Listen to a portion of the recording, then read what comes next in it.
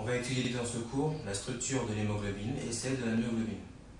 Ces deux protéines sont ce qu'on appelle des hétéroprotéines, car elles ont une partie protéique qui est la globine et une partie non protéique, l'hème. L'hème est de couleur rouge, ce sont donc des chromoprotéines. L'hémoglobine, on la retrouve dans le sang, où elle a pour rôle de transporter l'oxygène des poumons vers les tissus périphériques. Elle transporte également le dioxyde de carbone des tissus périphériques vers les poumons. La myoglobine, on la retrouve dans le muscle, où elle sert à mettre en réserve l'oxygène.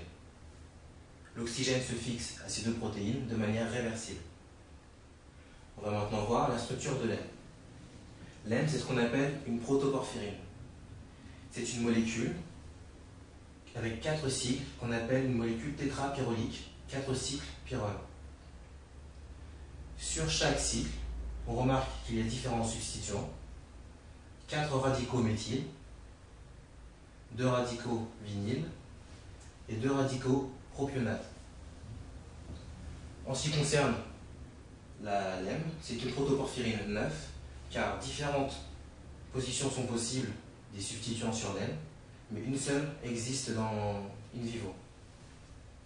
Concernant la synthèse de cette protoporphyrine, on a d'abord synthèse d'une uroporphyrine, ensuite une coproporphyrine, et enfin on aboutit à la protoporphyrine.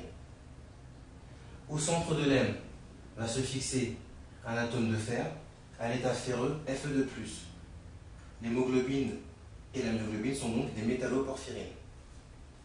Le fer possède 6 liaisons de coordination, 4 sont engagées dans l'hème et 2 liaisons de coordination sont donc libres.